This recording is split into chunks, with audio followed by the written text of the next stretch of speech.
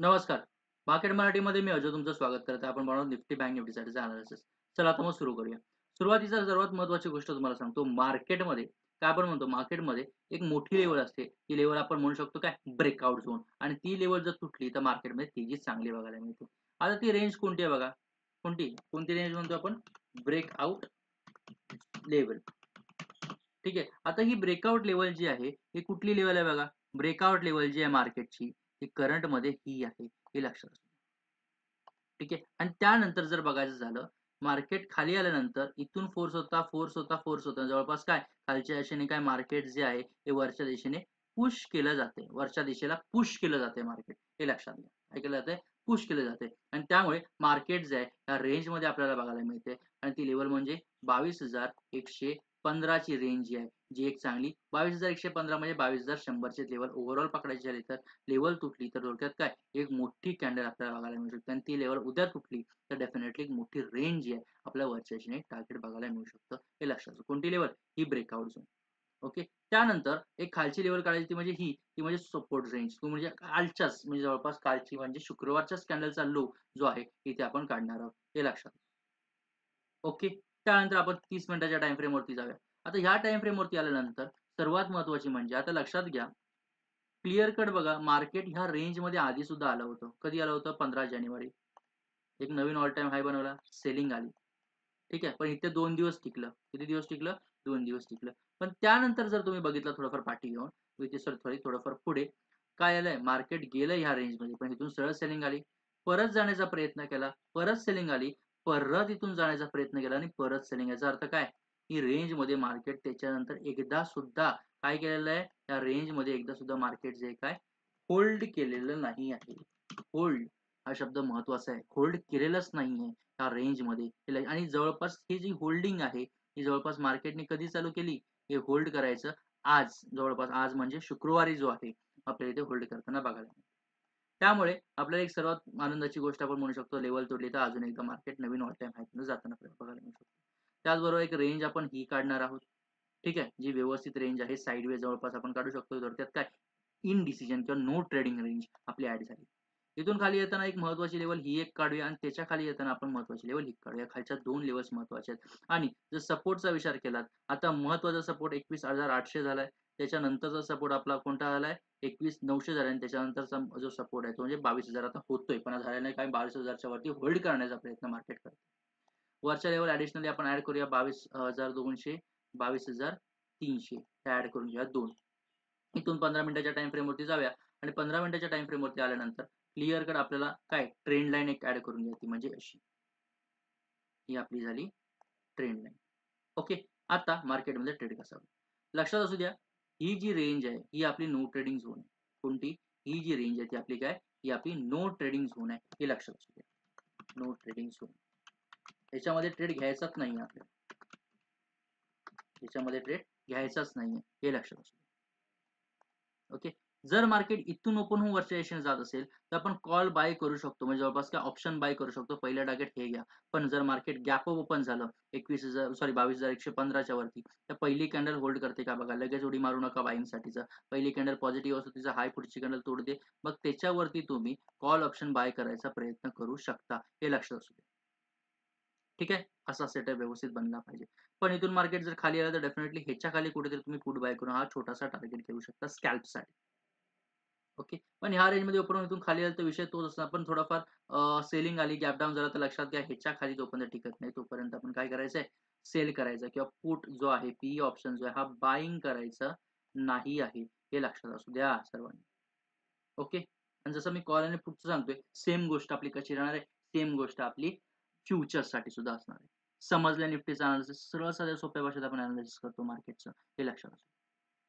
ठीक आहे. त्याचबरोबर बँक निफ्टी. आता बँक निफ्टीचा जर विचार केला आपण, ऑलरेडी काही लेव्हल्स आपण बँक निफ्टीच्या काढल्या होत्या. ते म्हणजे ह्या आणि मार्केट ह्याच्यावरती टिकण्यात जवळपास यशस्वी झालं. जवळपास एक दुपारनंतर एक मूव्हमेंट आली होती. पण रिजेक्शन आपल्याला बघायला मिळालं. तो एक पॅच आपण काढला होता म्हणजे हा पॅच जो एक चांगला रिजेक्शन झोन. ओके. सगळ्या लेव्हल्स काढून घ्या. आता बँक निफ्टी आपण 15 मिनिटावरतीच अनालिसिस करूया. कारण तुम्ही म्हणता दररोज टॉप टू बॉटम करताय, टॉप टू बॉटम करताय अनालिसिस. पण आता जवळपास तुम्ही एका टाईम फ्रेमवरती करून दाखवा. एका टाईम फ्रेमवरती अनालिसिस करूया. बघा चार्ट कसा रेडी करायचा. सिंपल गोष्ट. काय दिसतंय बघा, सरळ एक जर बघायचं झालं तर एक लेवल आहे, ती लेवल म्हणजे कोणती? ही बघा, ही लेवल आहे. कळलं तुम्हाला रिजेक्शन इथे का बघायला मिळालं दुपारनंतर मूव्हमेंट आल्यावरती? कारण ह्या रेंजच्या आसपास एकदा, दोनदा आणि हा तीनदा म्हणजे आत्ता टिकलं तर मोमेंटम उद्या बघायला मिळू शकते. पण ह्या रेंजच्या वरती होल्ड करणं गरजेचं आहे. तर ही लेवल एक चांगली मोठी काय एक रिजेक्शन झोन आहे. कशासाठी? बँक निफ्टीसाठी. हे लक्षात ठेवा. ओके. त्यानंतर आता जर लेवल आहे तर लेवल ॲड सुद्धा करून घेऊया. ती म्हणजे कशी? अशी ॲड करूया का? ती अशी ॲड करूया. जवळपास ह्या रेंजच्या आसपास ॲड करणं गरजेचं आहे. ओके. या रेंजच्या आसपास किंवा थोडाफार वरती. माझ्या मते लेवल आपली पुरेपूर आहे. ओके. त्यानंतर आता काय करायचं आहे? ह्याच्यानंतर जी मोठी लेवल आहे, ती म्हणजे ही आहे. म्हणजे नेक्स्ट टार्गेट आपलं हे आहे. कारण लक्षात घ्या निफ्टी ऑल टाईम हायची लेवल तोडून जाते, पण बँक निफ्टी नाही. हे सर्वात महत्त्वाची गोष्ट आहे. ही नोट करणं गरजेचं आहे.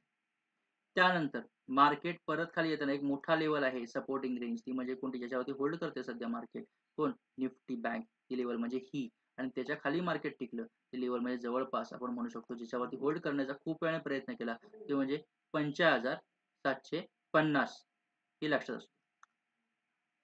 ओके. त्यानंतर वरची सुद्धा लेवल आपण ऍड करूया ती म्हणजे ही एक ऍड करूया जी महत्वाची लेवल आहे ती म्हणजे ही लक्षात असतो. कोणती लेवल आपण ऍड करूया? एक ही एक 48,000 कारण इथूनच मार्केट गॅप डाऊन झालं होतं.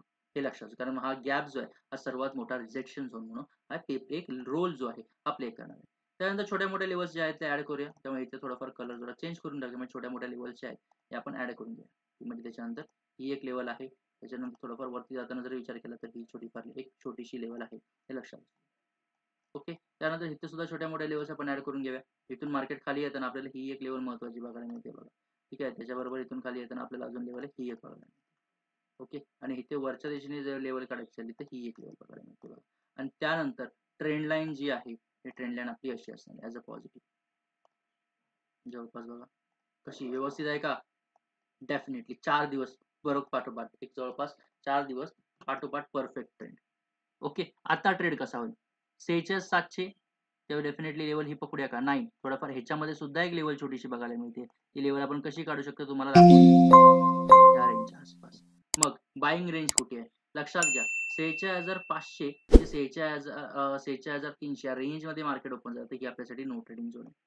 इथून मार्केट वरच्या दिशेने गेलं आणि 46,500च्या वरती टिकलं तर आपण पहिलं टार्गेट हे सीई बाय करून घेऊ शकतो आणि ह्याच्यावरती टिकलं तर डेफिनेटली 46,800 46,900 पर्यंत टार्गेट आरामात बघायला मिळू शकतो. परंतु जर गॅप अप मार्केट झालं तर ह्याच्यावरती होल्ड करतंय का बघा या लाल लेवलच्या वरती होल्ड करत असेल किंवा ह्या पॅचच्या वरती होल्ड करत असेल सुरुवातीचा टिकत असेल बिंदास पहिली कॅन्डल बनली त्या कॅन्डलचा हाय पुढची कॅन्डल ब्रेक केला तर बिंदास तिथे ऑप्शन जो आहे ऑप्शन बाय करायचा विचार करा. ओके. जोपर्यंत लेवल ही तोडत नाही तोपर्यंत पुट ऑप्शन बाय करायचा विचार करू नका. जे काय होईल ते ह्या 46,300च्या खालीच आणि टार्गेट थेट आपलं पडेल ते म्हणजे 46. पण ट्रेंड लाईन पण त्यावेळी तुटलेली असेल थोडंफार मार्केट खाली येऊन हे टार्गेट आपल्याला बघायला मिळू शकतो. ओके. सिंपल अनालिसिस निफ्टी बँकचं समजलंय का सांगा? समजलं असेल तर आपण थेट उडी मारूया. आपण काही स्टॉकचे अनालिसिस करूया. स्टॉकचा विचार केला तर लक्षात घ्या सध्या काही स्टॉक चांगले ट्रेंडिंगमध्ये आहेत. ठीक आहे. पण आपण हा सुद्धा स्टॉक बघतो म्हणजे ग्लेनमार्क. ग्लेनमार्कचा ह्याच्या आधी अनालिसिस केलं होतं. आपण जे अनालिसिस करतो किती परफेक्ट होतं बघा. मुव्हमेंट ब्रेकआउट केवढा मोठा डेगर. पहिल्या 5-10 मिनिटातच तुम्हाला टार्गेट याच्यामध्ये आलं. ओके. आता ग्लेनमार्कचंच अनालिसिस करूया. ग्लेनमार्क आता ऑलरेडी ह्या रेंजच्या आसपास येण्याचा प्रयत्न करतोय ती म्हणजे ही. जर साइडवेज ओपन होऊन जात असेल ग्लेनमार्क आणि लक्षात घ्या 891च्या वरती होल्ड करत असेल तर डेफिनेटली हे टार्गेट वरचं घेण्याचा प्रयत्न करू शकतो. हे लक्षात घ्या. त्यानंतर इन्फोसिस परत बाईंगच्या रेंजमध्ये आहे. एक लेवल जी आहे बाईंगची रेंज 1710च्या वरती जर इन्फोसिस टिकलं तर डेफिनेटली तुम्ही बाय करण्याचा प्रयत्न करू शकता इंट्राडे.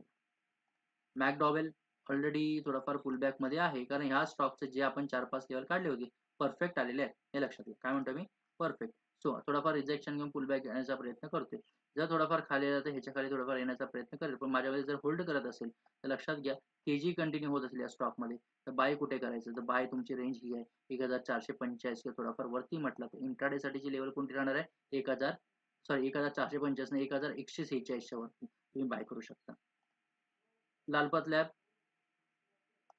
त्यानंतर बर्जर पेंट सुद्धा मुवमेंट आपल्याला देण्याचे प्रयत्न करतोय. बर्जर पेंट बाईंगची रेंज आहे 564.95 याच्यावरती होल्ड केला तर डेफिनेटली तुम्ही बाय करू शकता. ठीक आहे. समजलंय का सांगा? निफ्टी बँक निफ्टीचं अनालिसिस, स्टॉक्स काही आपण बघण्याचा प्रयत्न केला. तुम्ही जास्तीत जास्त सपोर्ट करा, जास्तीत जास्त शेअर करा, लाईक करा, कमेंट्स करा. ठीक आहे. जेवढं जास्त सपोर्ट कराल तेवढी मला थोडीफार एक पॉवर भेटेल, म्हणजे जेणेकरून अजून खूप काही गोष्टी आपण एक्सप्लोर करू शकतो. लाईव्ह अनालिसिस करू शकतो. ठीक आहे. तोपर्यंत सध्या त्या गोष्टी होणार नाहीत. बट सपोर्ट करा, शेअर करा, लाईक करा. इथे तुमची मी रजा घेतो मित्रांनो. धन्यवाद.